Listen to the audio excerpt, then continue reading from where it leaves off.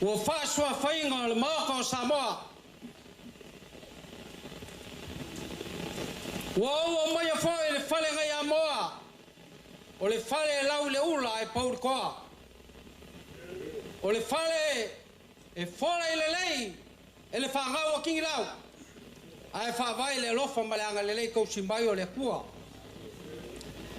o lea ua kakou kalagoa ua i alo ua kakou le makea i lilo o le palo ua fa'amalo le soifua ua fa'amalo fo'i lagi e mamā pai o le kaea ma le aso mai aku le fio mai le fionga le kaikai o le vaenga fa'aufai le fa'akuakua i le akua Samoa kasi le fionga le Saufapiko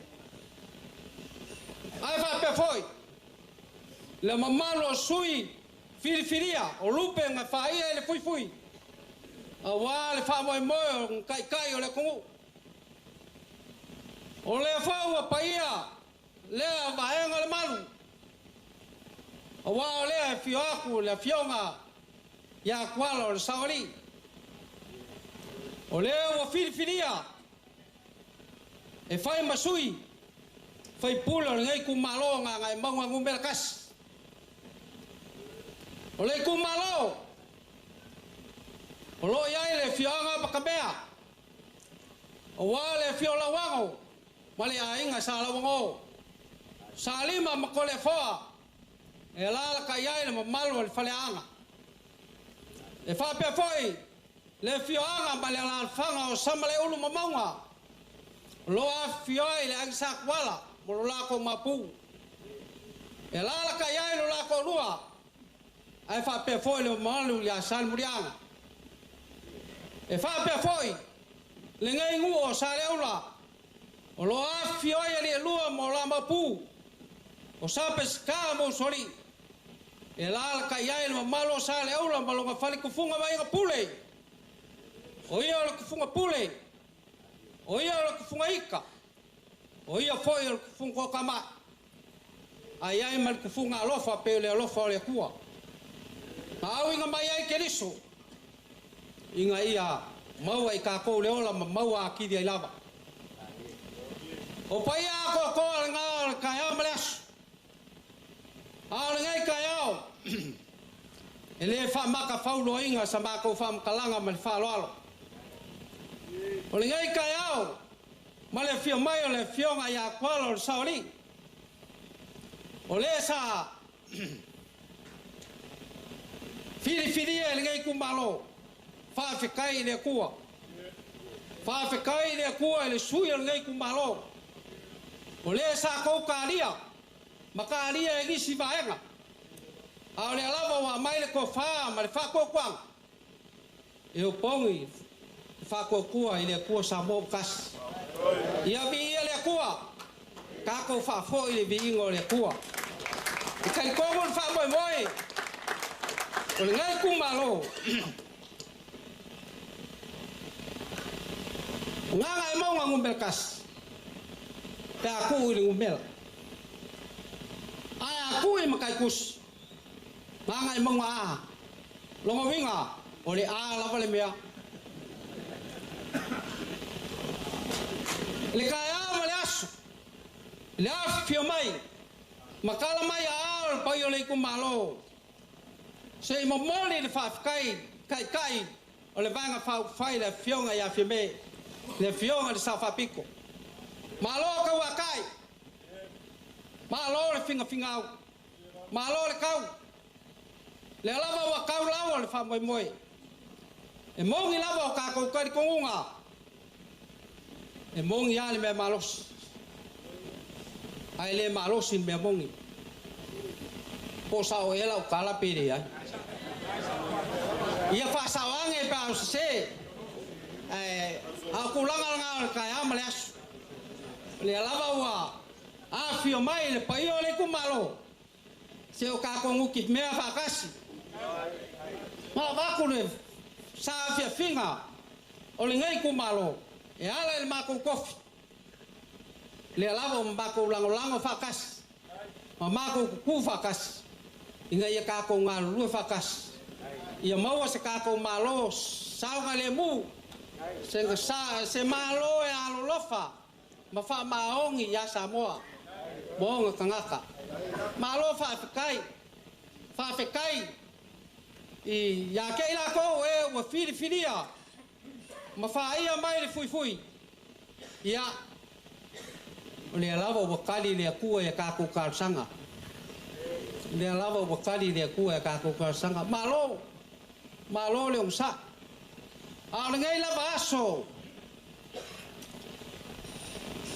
ele fa maka faulo sa mako fam kalanga e fa fai ngo fi foi sa mako fam kalanga a vele leo sa laula e fai mako fa ka mo moli i le paio ainga ai mai se foi le fale pulunga e fa leo le nganga o le ngai kai ao le paio le vanga fa fai ele kiki lo ko sa o kulanga foi lo kamo fai mai ma lo le sa ia nga fa pelo sa mako leo o le amako ka un fayak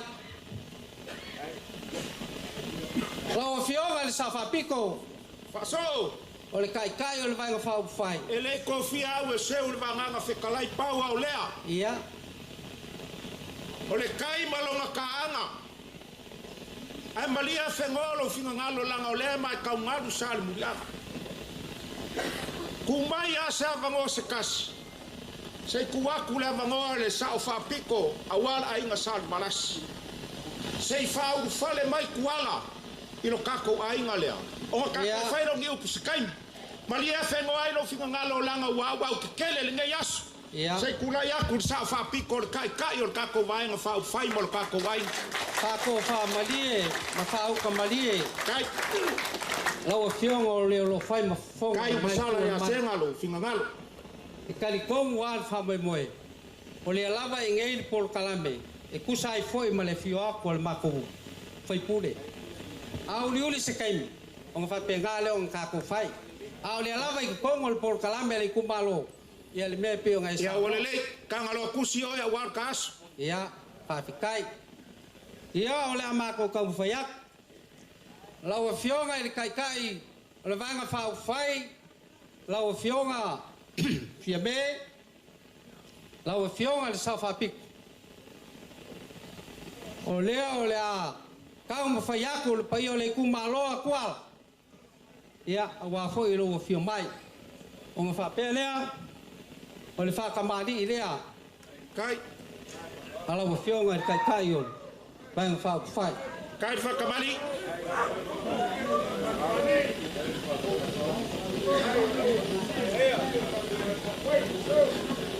o leo a moriaku le ama musa Kai kai lo kau skup. o lau sua kali sua o le mang palang e u fikai le po galea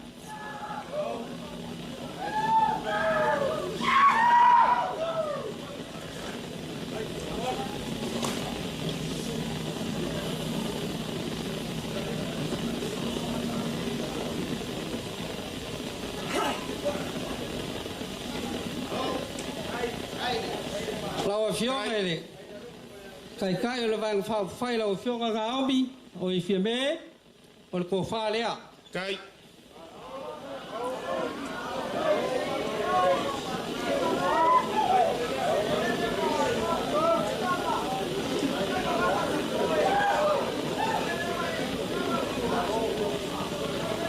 kai keu. le kiki le fa moe a wale kau mo fai mai o le vanga fa fai o fa pelea o le aka mo fai aku se fa lolonga mo le fionga i le lauli le mali koa o le sui kai ia o la fa kamali lea Kai keu.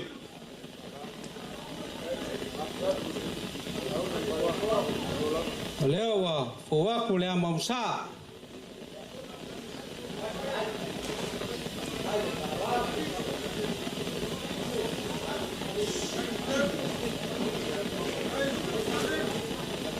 ia le suka sua le mang palangi e ufikai le io le malo Kai. lau fionga lauli ia o le ko falea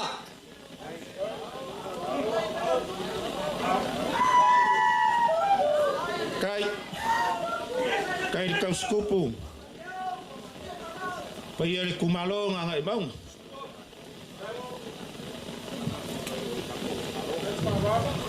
ia le mamalue o le vaenga fai o kulanga falupe ia o leo le akong fayak falolonga mo vaenga fai o loko fakamadi lea Tai. Ole lea.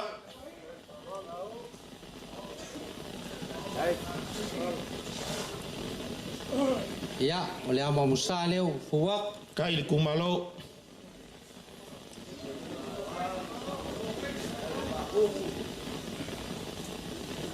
ia o le mang palang foi le suka sua le vaenga fai Kai le malos. Au malos. e o fikai le ponga lea Alo le teu. Kai le falo alo kumau aluma. ia le vaenga fai ia o la koko fa lea Sao. Ul konga sa kole kalanga ka.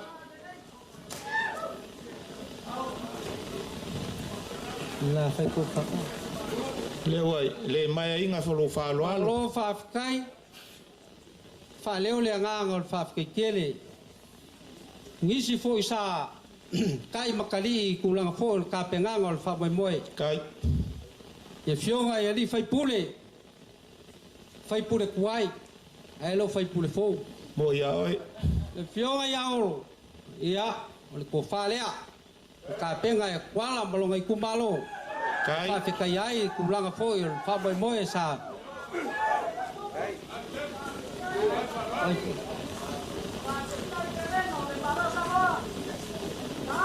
ia e le whakaruinga foi le kalenga le aki u ia o le foi sa o vai o kua ka vale kai pauri ka bufainga o le whabai moe Kai. o le ko whalea Kai lo mangat. Fionga le li fai pule. Sa kai makali awan ngi fa moi moi.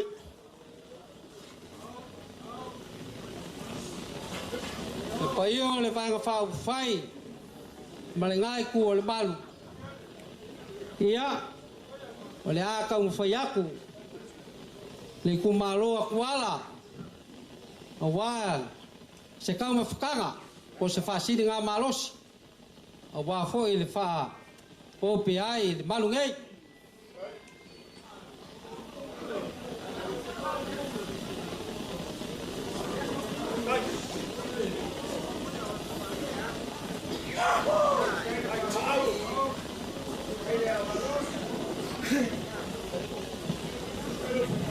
Kai.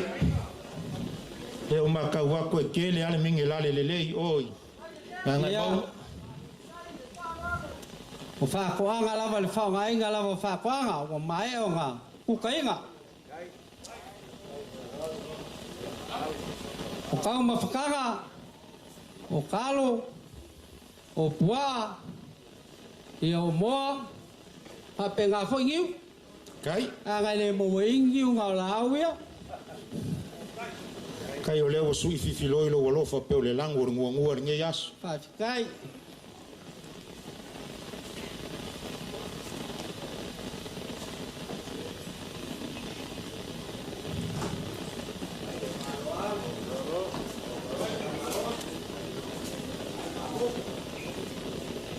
bom, que bom.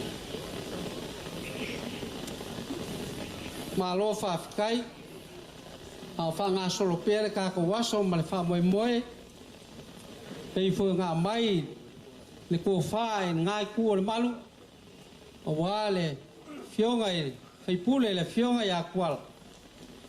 O lea wa e le wha moe moe o le kumalonga e. O lea o le a fioaka kuala. Afkai faso. Le a fio aku kuala. O le a momori aku. Ele ngai kumalo. Ele. Sa Fred kuala. Ya la fio sa fa pico. Wala inga sa balas. Fa malu aku le o fio ngele sui kai kai. Ngo wiso fo kanga.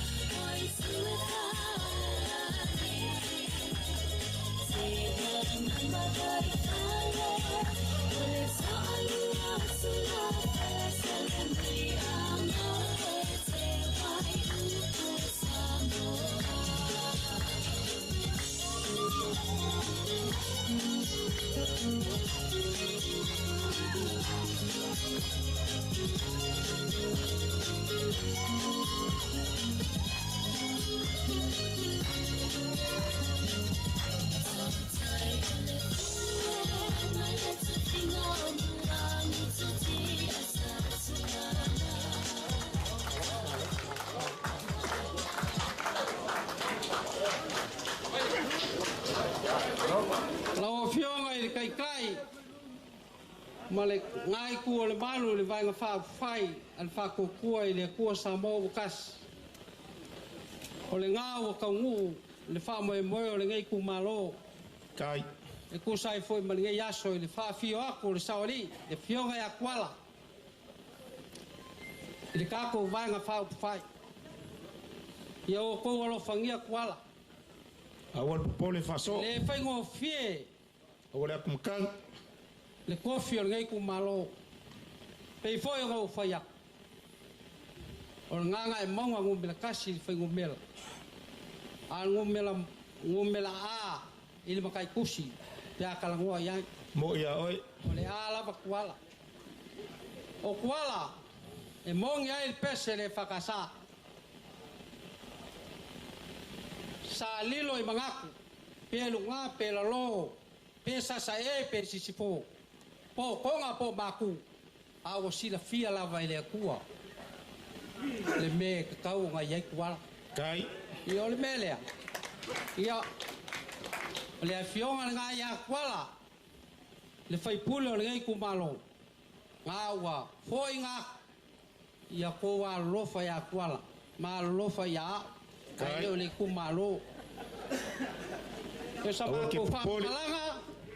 O le konga lea. Wa mau iai le kumalo. E momoli a koe le a fionga i saori. Kai.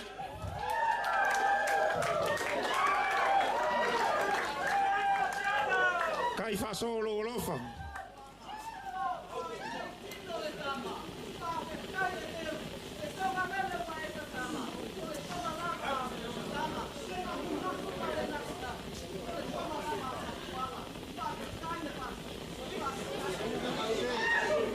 Le pai ai. Ma le mamalu o le ngai aso. Ma kou ki aso aku malu i puenga. O le a foi sa kou si le whanga le kau. O ia. O wā le a fio mai o le iku malo ngā ngai maunga mumua. Ma le whamoe moe kuala. Ia wā u lava mai le makiwa. Ai whamoe moe le kua. inga yo kulo fangia ila aso mal fa moy Ia le kumkangi vanganga. Ai, Paso. per como cao. e que de Kau kalai yaso. o lo Lo la la fole folea. Tai.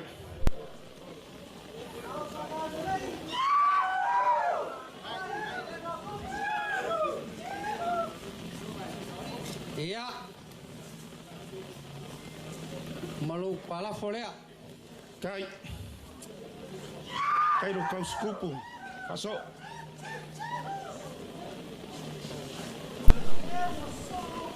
ia wa mai ko ya ma ko ku mal fa lo ia o mungu ya so fa simai le kuwa ia so kuwa mai buia Kala mai le langi le paia mal mamalu o le kua. A ua whalia fo le vangi mongimo ngā luenga mamanga o ngā au. E kala lupe lelele malai o sa kuala i sala fai. A e kala leo malia le alo le kuia kua makaukia. O le soe leo se kofa le au ma whaalu alu o. Po se kā ku malai. Le au a kipa kipa le malolo i vasi. Waka ko penga i kua o ka ia. Awa o se aua moe ngingi. Pea upo e whai malai. Male maoka on kuianga. Malo a fuai lawa maua i le ngai asu. Lea ua wha malo lo mai le pa ia le ku malo. Ngā ngai maunga ngu mela kasi A+. Pea ngai vanganga whikalai whaso. O le apio, o le afia aua, o le ainga sa kuala. Ma pese ka. Ai pola pui pui a oe koko. Kuisa vailu. Koko oe. Awalo vai nga kuku mai le langi. Vai kuku. Kuku mai ele kua i le langi. Ai malu kaue ea ia ke oe sa le aula. Ma le mamalu o le ku malo. Wale whaingo fiele nge yaso. Awa o lele. A paule pinga saurupo le soe pao. A pa ia mamalu a wale a fioaku. O le sao nga whaapiko. A wale ainga sa le valasi ma le vaka uolasi. Au pau. Susu aku la uli ale mali koa. Au pau. Ia faso o yese me usir lau ngai ngerkai. Ele ai a mas fale ko. Ai pe fo nga e mau mai kulang fo o mako kala wa. Ia le lava fa fa ngo fi lo ka ko was. Ia faso. Ai o le wa ka fa lo lo wa. Ia. Ia. Le nga ka kala ngo e be le o ki kala ngo wa. Ia o nga fa ka le. E mo ia oe. Ai Ai fai mai upor kuspa ia. O se o fia inga pese ia. A fai ngai kare ma ngoa mga pene se furu. Leo ki sa. Ia. Leo ki sa. Ai sa. La ngonga fia. Fai mai ka vika i le kua inga ua kaula nga fale maumsa. Ue suia lo kangi kui le siva. Ue kakala le ia kala. Ai fusi ia o le fia. A le fia lea. O lele. O le ia kala. Ia. E fai ya umali i kala. A le va. A le va. Wa mako mo le wa. Ia. O bele o ke fa. O le la fa wa. Mal fa lo alo. Lele. Ia, aki. Le la fa wa. O ngau fa pelea. Fa fikai le kua. O le au kako la ua fisir fa. Fa fikai. O paia malu mamalae. Awa puleongo makumwa. Le awa kingi kawa le mauka le o Samoa. La fa popua. Ai ngo manga wa pengo fa ya kuseu o kafia siva kwa la nga fa ka o sa le au lo makua o le pule makua a o lo foa i mai o kuala le sa o li le ngai aso o nga fa sili le ai ngar kai e ale fio mai o kuala le o le kali wa a ko i ai puru fa ngo ka o le pakira Kai. e ale fio mai o kuala le sa o li o le kali o le kari o le ngambea, o le ale kai le efu o le fau i o koualo mangia mako whangau. E ale fio mai o kuala lea. Le fio mai o kuala. O kau ngua le konga le ia kau o saa leo, o kako so kingo so koko le ngai aso. Ia walava ia whawhikai le kua. Ia whaso. E le ma whaka ma fisi le ngai aso le fio aku o le sao whapiko wala inga salvalas. Lala kai aku la uli le mani e koa. Au wale malai filongia peango pa faya langa leo e manga fa pupu ka up amo fia la unga kwa le makai o markengi se wa le so ka o pio ai olea ia Marie malo fa kai la fa lo ma la fa kamali lele foi wa mako mori mau i suole le ai la le papa sala fa le mele yenge lele we ka kala le ko ngale ngaku ma le ngafi la inga sa kuala a we Marie malo ele ka fa ilo la ai e ku du mo fa so la pule le ma la fa lo fa fe kai le paloka sa fe so wa ia fa la kanga le vao ba fe ki fa i po fea e finga ngalo sa ori ai ale wa kali le ngai yaso le kali le ngai yaso ngai mo mau sa le murianga o ngau fa pelea la se o mako kam fa yak o ka ko paki o le kau fa aku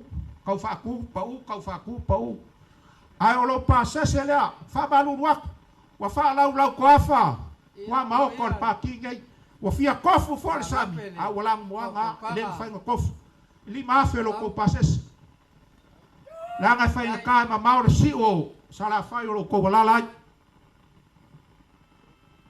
ya le o fa o ma fon ka bot pe mo fa ya le o ma ku mai kwala a wa ke ma sal salo pe mo fa ya o ma kwa o ma ko le fia o va e plus fo le ma ko fia pe o lo fa be ke plus o lo la fo le fa o lo va klai ana mo ya Afrika la Ai ia fainga karka po inga lo ko nga maunga o le upu fia ma le upu ya ke ngai nga maunga fa malor ko fa malo le uka mar sirianga ina ngai yaso le wa fio mai kuala nga maunga fa fe kailo walo fa nga ifo nga am kan nga ai ngai leo fa nga mai fa ku le ku sa mo wa kas pe ya mo fa ya leo ka ko pipi fa kas so ko finga ngalo mal finga ngalo mo ka le ka ko ave nga lu mo le ku a mai le uma ka kas e fa nga le lu pe va ke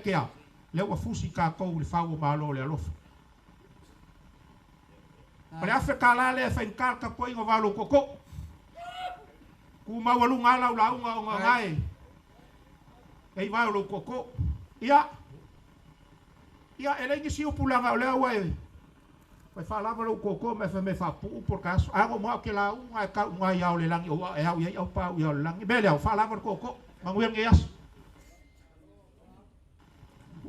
malole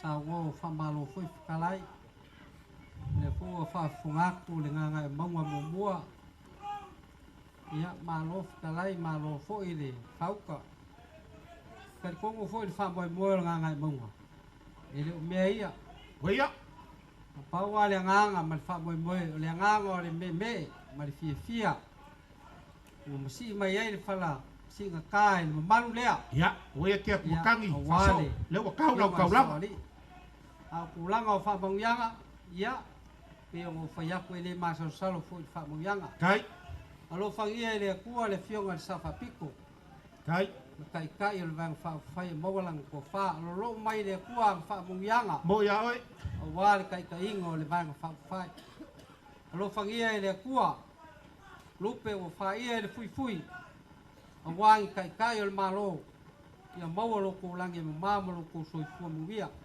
mo wala ko fa e fa foi ai se malo fo ia alo fa ia le kua kai le mako foi pule fionga ya kuala ia mau fo sang ko fa ali alo fangia le kua le paio le ku malo nga mau mua ia mau la ku lange ma man soi fo muia ia awal ka ko nga venga fai fa kas kai ise malo ma se suinga fo o fenga malo kai ka kalo a kusai man finangalo le kua ia o fa lava fo ia fa so alo fangia le kua be ngao ia o lo ku sila ni ku malo be ngo fa ku le ku la sola ma kai mo fa ngo ia o kai mo long ka ngola fio mai kai fio ngal sa fa piko wala ing sal valas ia se ko ak so ku palpalan ngi aso wa u mau dungan ngi as fio ngal sa fa pik kai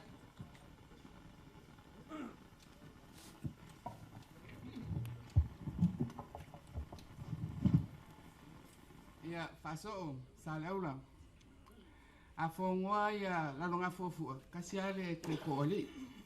Oa. Ma o kifafkai. Wa vele mo moli mai o le saoli. Wa koe whaunga hilo koko. Mai a kong fo e kare whea ngai. Ongo lea, leo wa fio me sa kuala. Mai o le naua e vangana e whaima. Moli mai le fionga. Sa kuala ma sa piska. Au se whaukanga fo i koko o vai kuku. Ia whapea o e sa le aura. Whafkai o lau kou pule lea. I lau kou kou wha.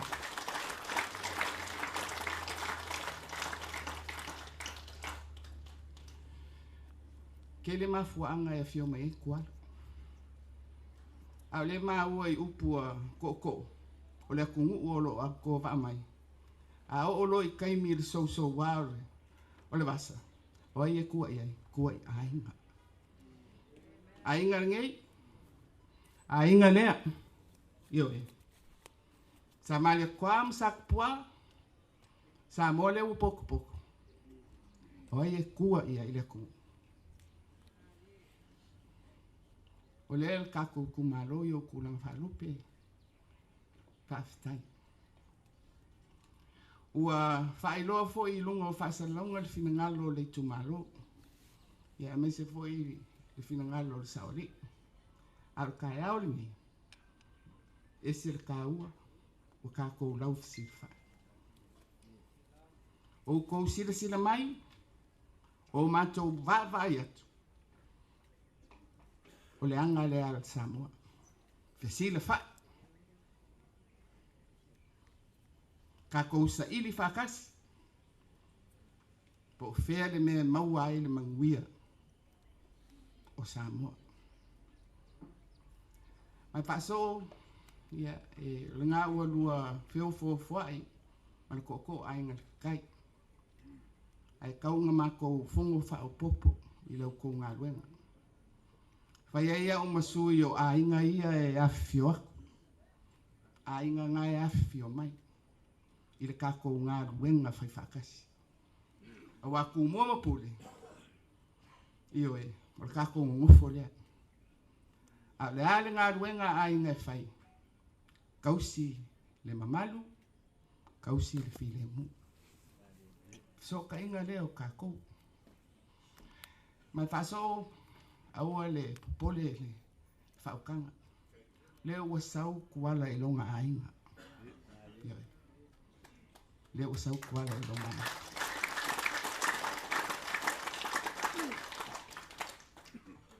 Ke le au ngau le fiu mai o kuala. Ke le anga kāringi. Ke le whamanguianga le li. E lango mai le whamoimoe o le painga whaupawhai. Mo le whakasi mai la o leo lai la ku whae e longa i ku malo. Oi. Malo, brother? Yeah. Le ua fio mai. O se nganga na whai ea o masui. O le tātou ainga. E moli atuai le nganga whawhitai. Le whako whala inga le ku malo. Le ua fio mai ai. Le fio ngai atuala. E un whapea lea. Sa leo na. Ia o whaingange a kula whale. E whai a kou mea, a waku le lafo, a mai le lafo, ai ngomufo a ainga. O lea. O lea whekara lea, sa kuala. O lea whekara lea, sa peska. Ia, o maupu.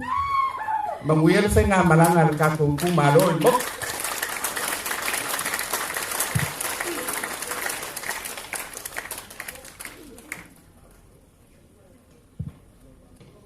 Malol malele lau fionga le safa pipo. Kani kongo foi le whamoe moe o ngai maunga mela mua. E maungu singa le soa, le tamoa mani kia, ni kai au. Paso? Ka ua whawhikai. O leo wa kako lau rufisi whai, ai vele vi inga i le kua. Ulanga o nge yaso, o paau. Ia, paso. Ia. Le le wha umo ka upo leo malele le fionga le safa pipo. Ia. me umba o Ka ke faya koe si foi se ngoka o le ngai ua. asu Mo me ia o oi. le lei ave fai ma viingo le kua Ia ka se lua lo sa. a ka me o fa le ko Ia. fa pal mai le kua Mo ia oi. ia lo fangie le kua le kola upinga le vanga fa fai Kai mo fa mo ia. mo pel soifua ma le ola mai le kua Kai. manguia foi le malanga ko nga ngai monga il boku sala fai ia wala vai au Ia. ia manguia ka ko waso Af kai fa so a lole. Anganga fikalai nge yas. Ia o le anganga fa fikai a o le ua a ko puro le vafango. Pea nga mako fa ia. Se po fefe sawa ia i fa kanga o vao le aku uma o ngalango. Ele o le longo a maka. A le longo fai. Le longo fai ula lea. Wa kau kala aso a le nge yeso. Ai fa fikai sa le aula. Fa fikai nga na ongo lo fa manguia mai. Ia manguia kamali o le ngai ku o le kako ainga. Maualau ko fa kala fisili pele ku e kausi ai ainga. La ko launga fa le polu au ngai makiwa lo ko penga launga. Au ngai solo le fue penga usia ko. Ia ai ka ko vava mau le lasi o sava i ma ko ngofu aku ngai. Fa manguia le kua ka ko felo i ka sanga moria. Ai fa malulua. O ngor ka ko ainga. O le ka ko ke anga pongi rumo le kua ngai yaso. O ke mangakua o le awa ka ko malo lo si ale fisili fainga. O le mele fa malulu ko ai so ko kau mafukanga. Ia la kali le sua i sala fai. Ya o ke lo aku e va vea au ala palang ko kau sala fai u ka fo le kasi e fa penga fo ngai ma ko. Ale la fai le ka ko so fai e pingi ani ngai aso pe mo fai ya. Le wa kau lo ko kau langa le wa fi aku ala le fo wa fi o melong ainga. Ia ala ka ko fa sanga e makua. Sain makalo iku waku pai o le ka ku kumalo ka merka ko pes.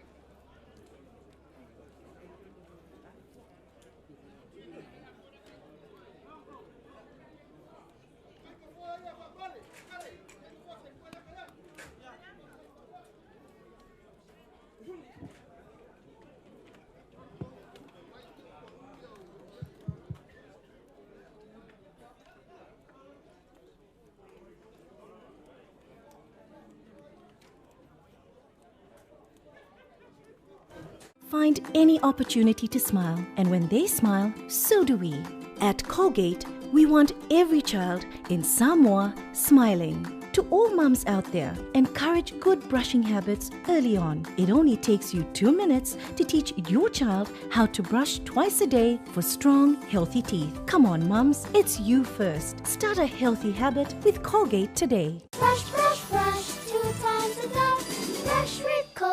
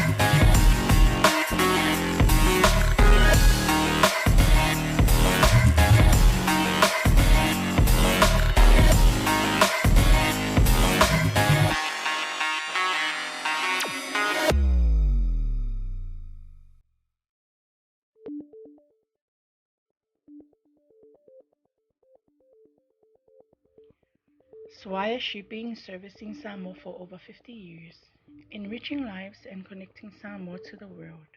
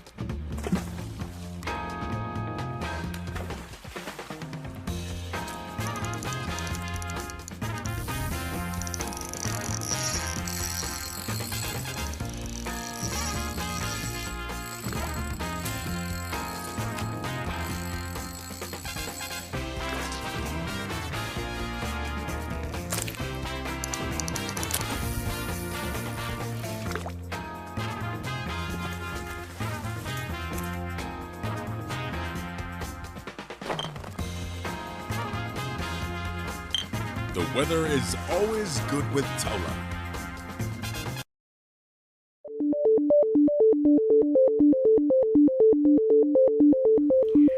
Swire Shipping, servicing Samoa for over 50 years, enriching lives and connecting Samoa to the world.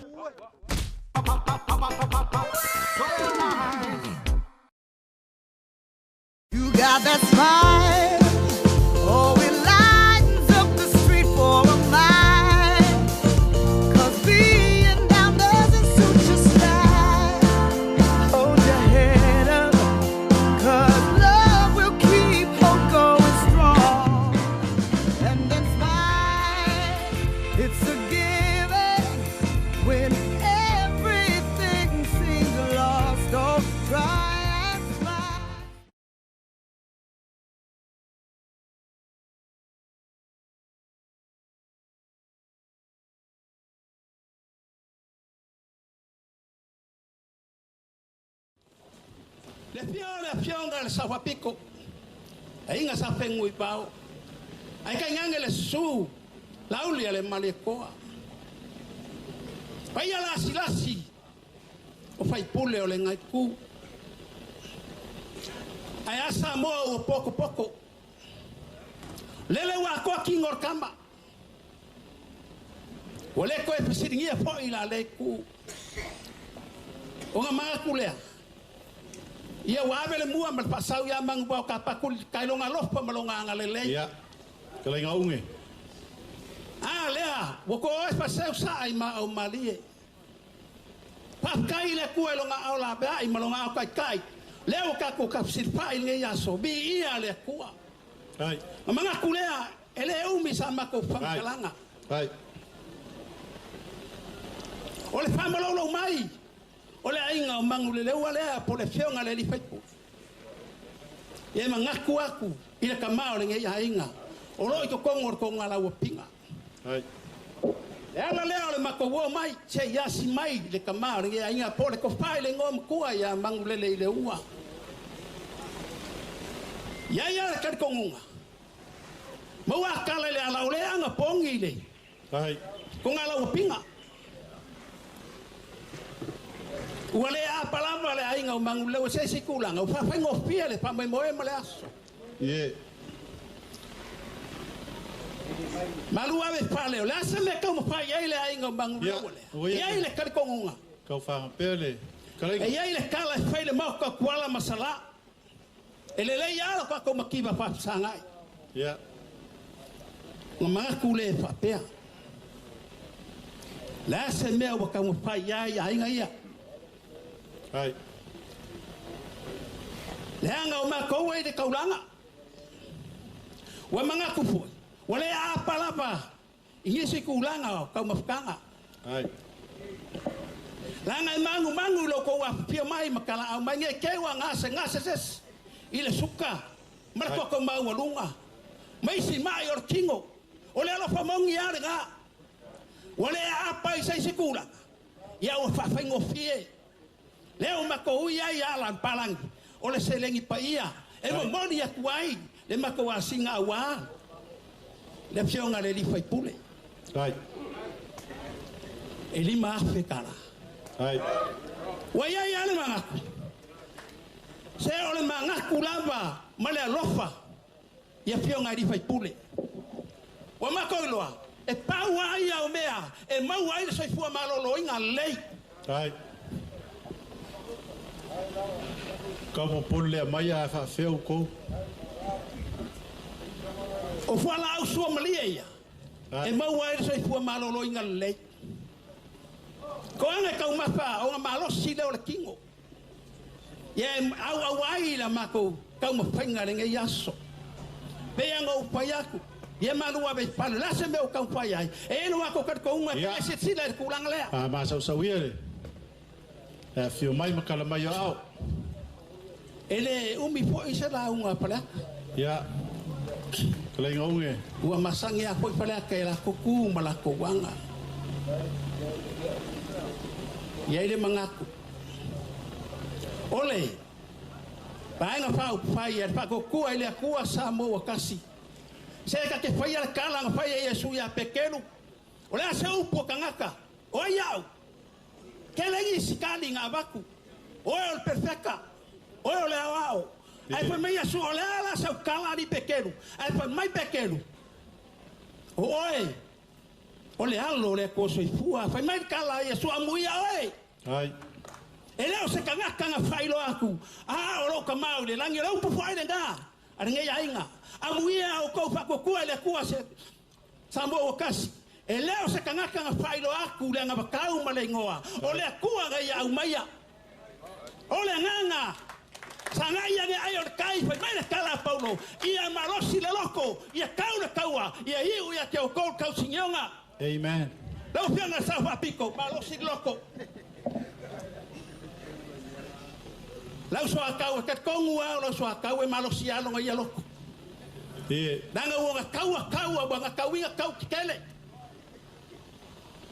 Ia nga mga kulea. O panga kai se makoleo. aftai. Sa kua kua oi. Mau ala soi fua lau le lei le fionga sa fa piko. Awa le kai inga o le kukau. Mau se finga ngalo le fionga o le sunga ya lauli. E piso swang yai i le vaenga fa upai. Awangi solo fue penga o koko. A fionga di fai pule. Ia langi mainga le paia. O di fai pule o le ngai ku. Ai. Mau ala ko fingalo. Au ngai i le kua ma le kungu ngai. Wa pia mau ala ba se ko manga. Ai ka ko ngwa manga. O le ambo wa ngai ka. Kai. Li ua pa singa pa ku le ku ngai ainga. Ya mau ala malos. Ai ola le leo le alofa maranga leo le kua. So fua mai mangwea. Kai. Onge. O le vengo fia so aku a folaulo sa. Ai ke o falong no aku e la ngo mai kuspa ia o le meleo ma kwa kapu alo ka kala. Se fa o ma pela la ngal pulala. Ia va kulo so ma ko leo. O le fiu mai ma kala mai au le so le ai le kuspa ia fa kuelele. Le kuspa foi fa vai lulu. Lo ko fiu mai le fiu mai wa. Pe ia ka mal fa le fiu kai. E foi mo ko pa ka wave. Unge maule leo mal falang fulu. Ia awa ngo foi kwainga ia fleka. Lo maro ngi yaso mal fa moi moi. Le wo monga e fkalai. Lava foi lo fkalai ngai fai mo ka oso ngi yaso le wo fa fonga ku le fionga kai kai.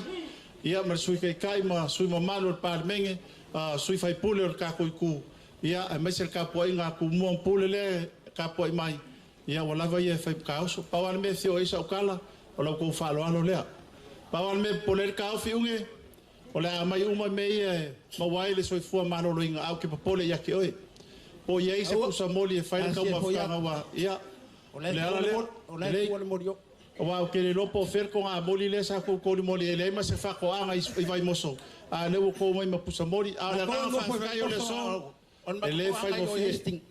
Ele fai go fi le so. O ka un kame a palangi o ka ukar so i fuanga a o ko le alo le akorniu lo ko fa la lo ma wolunga le ia para la mai o le o silsila ko ka ko kai mar ka ko wainga ia fa kai se le ki paia le o ko ka o ia o ke lo lava ia o se le ngi al fai pule a le ai ki sa ka mai fai pule le sa ko penga wai ia la na ngi ya so la ka fa ya ku le ngi oi pasa se le ngai ko ka ko ainga pa kai la fio mai kala mai au e lua afe nga o kia lua film sala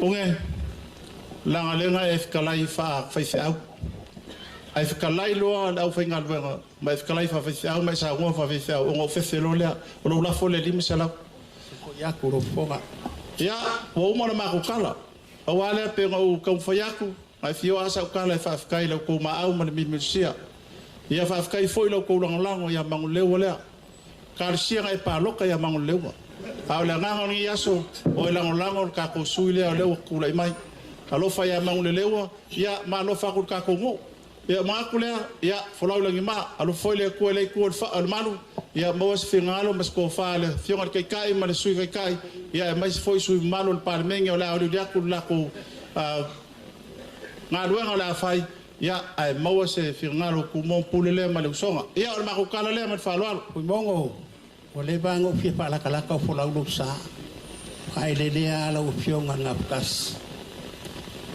ai le o pe pai pe akale ale o le lo akale lo o le pe mai le ko inga ave le lo ma la inga la akangu aku yo nga pa pela o ko inga la inga a mai le lo ma la inga le le ni lo nga ia le lo manga se fui mongo ya e mo ke le o mai a mai lo e ko e ba ko ni lo ya nga ku le pa pe fa kai lo ko fa lo alo o lo ko fa lo pu ke le le o ma ko sa pa ia pa ko de le malo pu le pa kai ai o ma ko kali e foi o nga pa pe la o se leo o le lua feria e piso soange pai ma kaulanga o le fionga i le fai pu le por pe kalenga le o mkua i ko kongo pa kinge ai ai o nga fa nga kai leo ma ko upu ya papele i bongo la nga de ku fuolo koko ma ku le lo la folea ko ya mai foi nga va ko fai lo la a wa kan ko ya mai ma ele o lo ke me le kanga o me o le sa ida Kai. E ka kau fai sau ba ainga o ke lo wa pale kongu lau sitsi. La le ya la wa ya ya. Ia o papele ia o la panga kai ma ko fam kalanga o le poie. E fori mai si ba ainga ia. Ia mangua be pa manguia la ko pa mo mo nge yaso. Kai ia wa fala forma ko ka ko fusfusia ia la o mo nge yaso ave ia pisa mangu ia fola o ling mal pa ia ngai ko ka ko man. Ia unge se e oso ale o le fau so se anga le leia ma le lofomongi e la ngonga le kingo o le siafelea le koe fa popo aku marka ko ainga fa fikai lo ko fa loalo ia o ma ma ko kala ngi ke fo e ko kanko ma le kupenga wa ba ia okay do ala panga kai e ke u papaya o le ngako le ba pau le ainga ia pa mungia mai le ku le pa mo mo nge yaso ai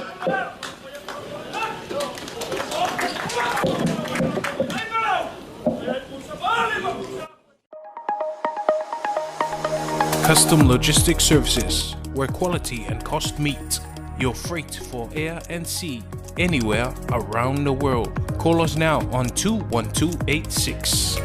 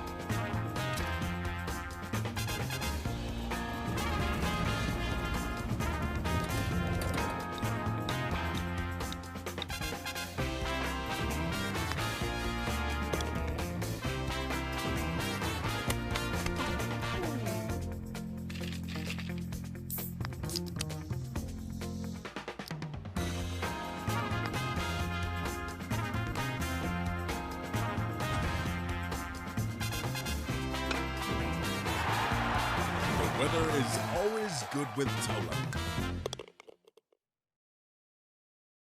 Si makanu tungutu le sami. O ngā kuka le ai whanua. O le whawhelo ai le autari uta. Tauta iai. Ua le linga o le whangatia. Ropa o le toa au ma fuamaru.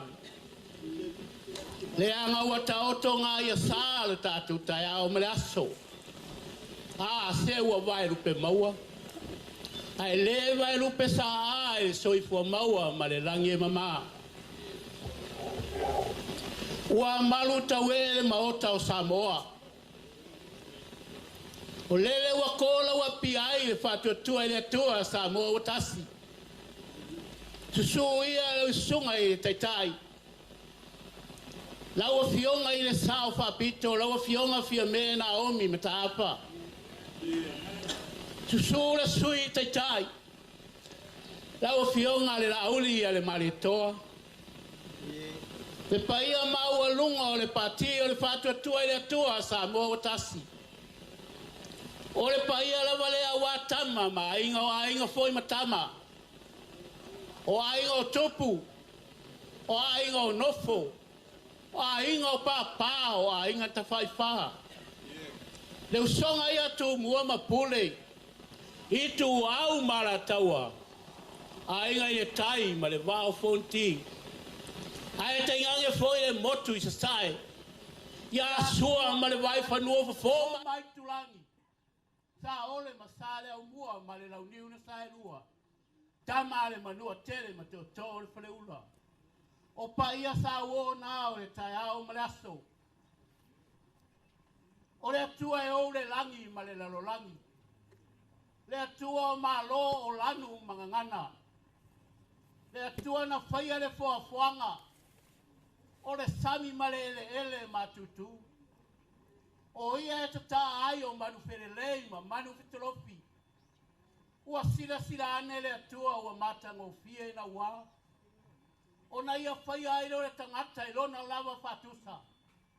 Ma mana wa iaile, mana wa ola. Ua tu ina le tangata e pule aile la lolangi le ngata i fale ma le lele matutu. A le soi fua ma le ola le tangata. E pule sea le atua siri ese. E leo se ana watau leo, le tau ai e whatu atua i le atua sa motas. O te taritonu o le atonu wa le wha moe moe. Whatu atua i le atua sa motasi. Au ale popole ma atu atu vale. O lo soi fua lo tātou matai. Na te sila fia mea umai ai le loto le tangata. O le whautuanga. Afe ngai ma whainga tā ma whawhita auri. Wha maulalo ane i rumo le atua tari whaitau i manu. Ai lo le whawhita winga o upu malo rosi afu ai. Le ai o se tā manu malo. A whailawa e mai. Ia toa tai e to wha. Le whau tanga e teu matalao ai. Le whātua tua i le atua sa mua utasi. Ile ne yaso ma le whawe moe. Le pai ai le pati. O whama lolo mai le tuma lo pa lauri numertasi. E ui ana toa ngao le malanga mai salafai. Sei fai tau wangi o le lo whama lolo mai. Le tuma lo pa lauri numertasi. Pai o mua ma te vaor whalau tau me ma le mafio Samoa. Fo ngāti a ma whale mai. O lo tefu ma mutia tere ma le vai pai. O le marutafa ma o alto maua. Siu pangira i lunga le alia. Malangi o isapua. E afi pio ai te pau. E afi pio ai ainga. E alala ta i ainga ngai malae ma le mamalu ia te o e sari muli anga. O paia sa uo ia ma paia whaalangi. O le tu malo pa lauli numere tasi. O a e mafuanga. Nane wa se e mai nare sui o le tai tu malo. Paftai. Le fionga le tama le malo le sunga le muripola andosa. Morio ale morio. O le pumoni na o talia ina la fatala ulatu i salafai. O te le tali tuale maina. A wai ai tini au o fawe moe. Yoe, le nafu. Le sira mai mato baba ya. E tu sai mai ne. Pa o lea. O la manatu la pulea lo loto. Tai la whakanga ngafo. O te nofo au te whasa au ni o te hari sa mai. A umi le la unga alu atu wale se va. E ita le no matua le whaatari mai sa vai. O a me wa whai tu mo nei. Yoe, ya sawia. La wa fionga le sa whapeto. Alo maia. O leo le atau whai atu le tu malo palauri. Numero tas. O lau whalo longa ngei lau whato mari. Tai whalo alo.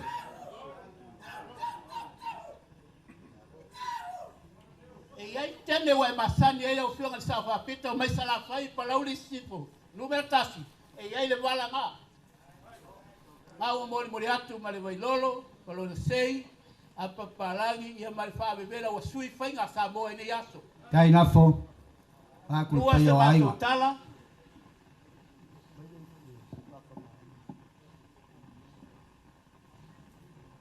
ora usua tan sua ne o manu palangi o mo na fa vai la au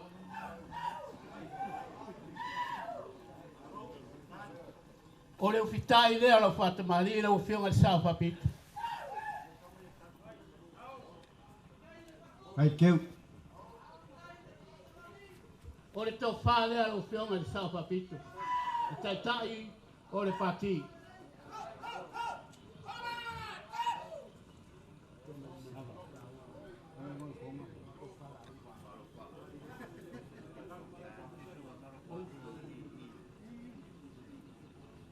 Lo whionga le sao papito. O leo la mo mori atu ma lo pasese nei. Afkaile. O falo alo kai kai. Fio ngal sa fa piko. Lauli, tapa fua i lo suafa. Se tiu ia ma fi o lo to fai mo mori. E tiu wai le ta malo sa moa. O manu na. Alo mai, o lo to fai le alo fio ngal suita kai. Ai lau kama bo fesa siam ping ai.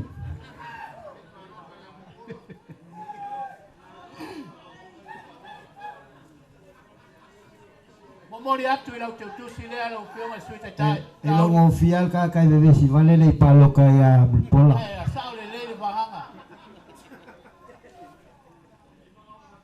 E le ngalo a fia i se ona mau. Loto sa se fatu lowo tau pa ia mau tau mamali. Tau tau no pia i te tono le mau ta fono le malo sa moa. Reti ru. O lau no da lofa lea mo i pola malo na tu malo mo lau fa. Aftai. Ai ngafu. Afkai au kiunga.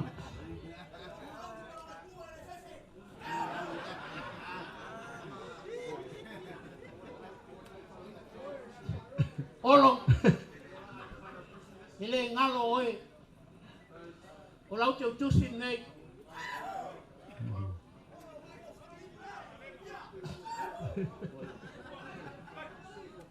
Kau ki sufu fua. Awai uma vali o ngangi i.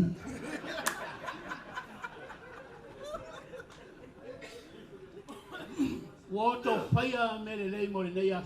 Pastai tuala. Le ngalo lo walofa malo wanga le lei. Lo faya e pati. O lau te utusi le tuala. Pon fasi. Aftai.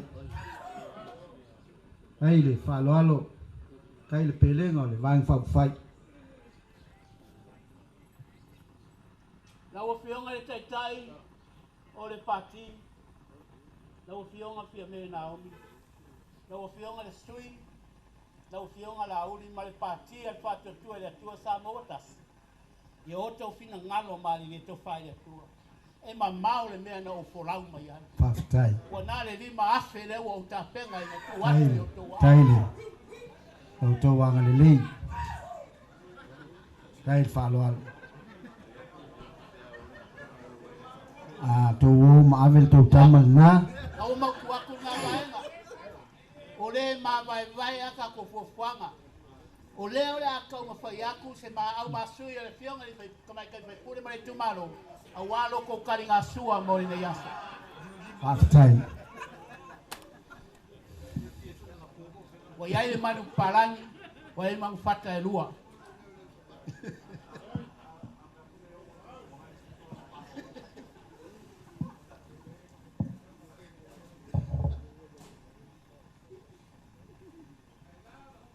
Aftaile. Au malos.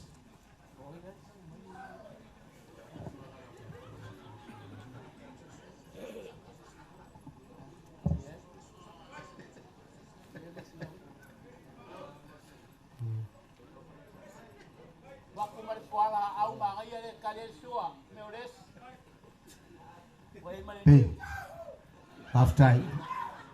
Pe au ke vai aku le sui le se la fusuanga e iva fai inga. E kasir kusa. Malo.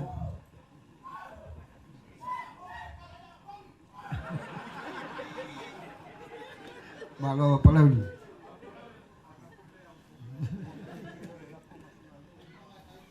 Masina rupe. Ya. Wa uta pa fua lo so apa o te manato o e leo la pe ngai mare to to pa to to e tu sa motas. A wal fa ba lo mai o le tu malo pa lauli numertas. Ya le fautanga. Fonga lo falai. Wa ye le ia malo lo la forea. Ya, taile. Lo fa alo.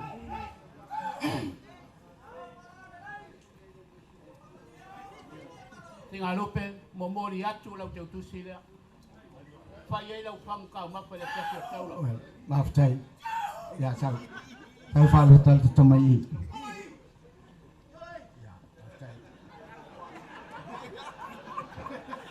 Te loai mua koe aisi mai lau kamale sau mo kus. Masi na rupe wa o tapa fua e lau sua.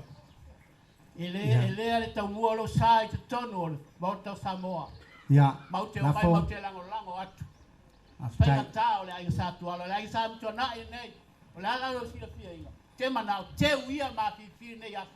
O ani fa lo longa uma. O mea o au le o le tana una unga moni. Ia tu ta finga malo. Te tai au ale anga ita mai fa sala lau e watu. To e ata le Ethiopia pa ia fa sala lau.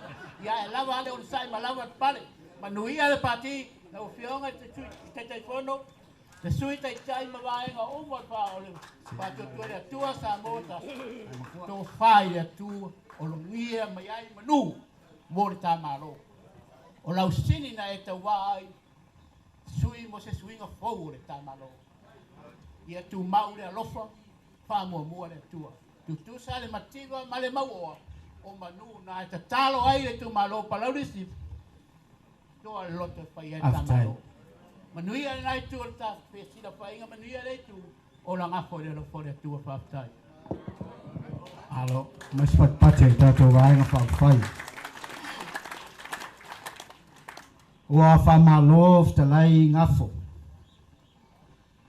O aso fa penei o le sau loanga le sunga le lauli le mali toa ya matou pe amatou tali fa lolonga.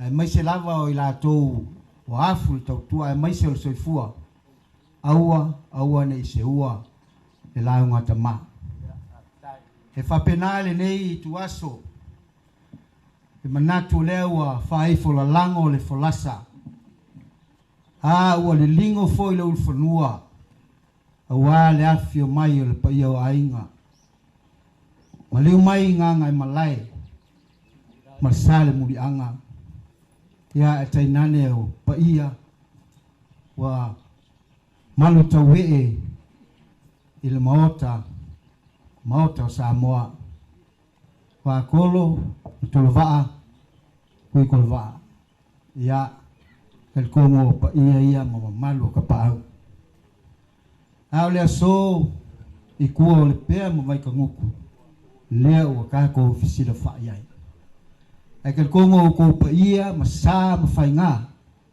o le ango mo fa kingi ko sala au wa ke mangako lau fa ko inga kausilea o lau makafa yoi o fai va lo fi ao o lo penga le fili po ai kala le ao a le wa sila mai moa sila kule kai le fionga le sa fa piko sila kule sui kai la uli al malia koa ai kai ngange foi le fio ko le fionga le sao li fionga ya kuala fionga ili fai pule ka mai kai ai mai se le lava loa le wanga fa fai se ua malo fa fikai fa kupu fa fikai le fa ka mali ole ale umi se la unga ma singa lupi o ke fia manguia fuafuanga uma ya alo mai le la ka fa ya ole nganga fa fikai i lau ko fai pule e le ku lai mai ala wa maka ngo kingo ngalben fa fikai le fioanga i lo ko langolongo inga o muli pola e a vea mau ko fai pule fa fikai kele ile ko fa ya alo mai le la ka fa ya ku ia le ai kai mal suta ita ia mai sel vai nga fa fai el fa tu le tu sa mo tas o lo to pase se ngafo e lo afe li masela tai alo ngafo o lo ngafo le fa taile la unga fa to in li masela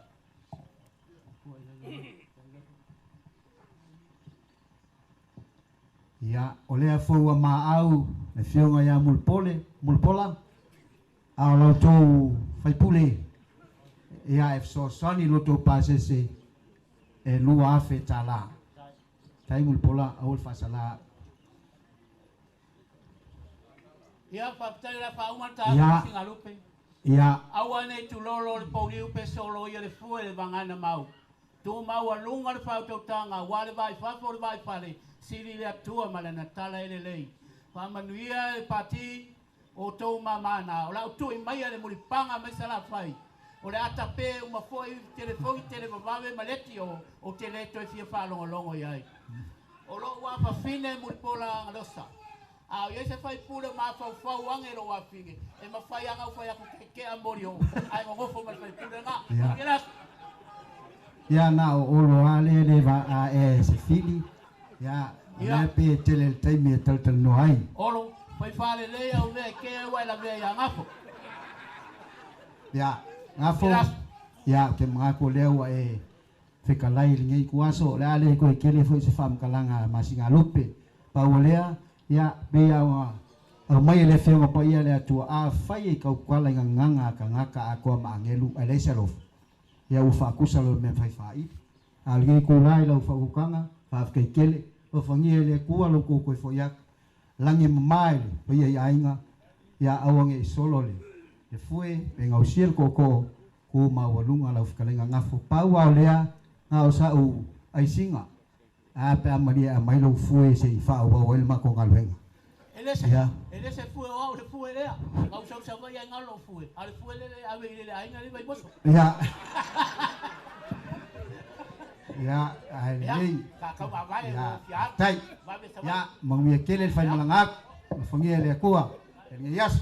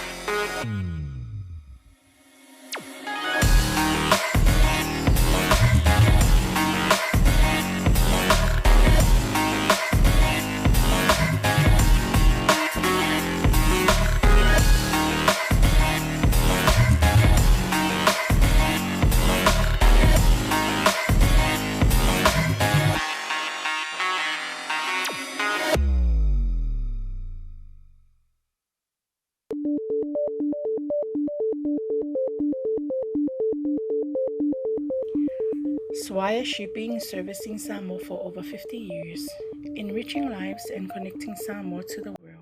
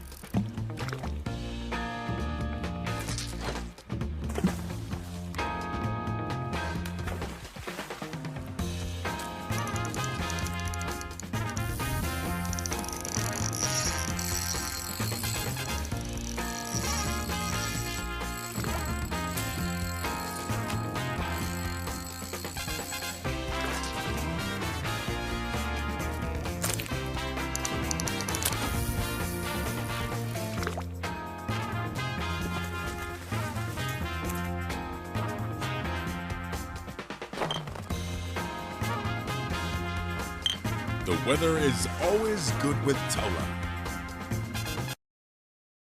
Find any opportunity to smile, and when they smile, so do we. At Colgate, we want every child in Samoa smiling.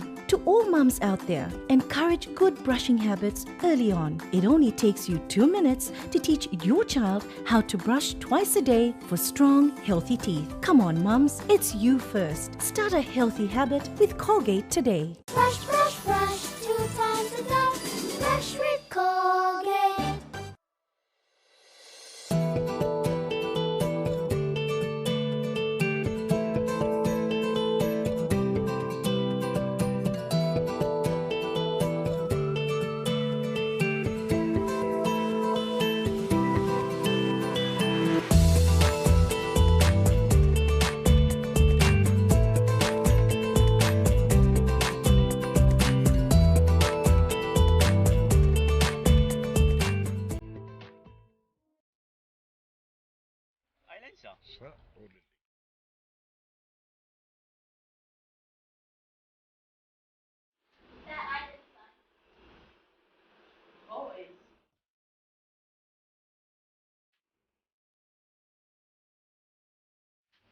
Island, sir?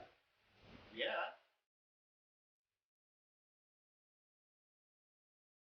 Island Sun, Samo's favorite rice.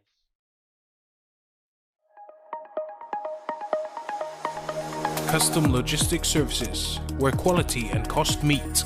Your freight for air and sea, anywhere around the world. Call us now on 21286.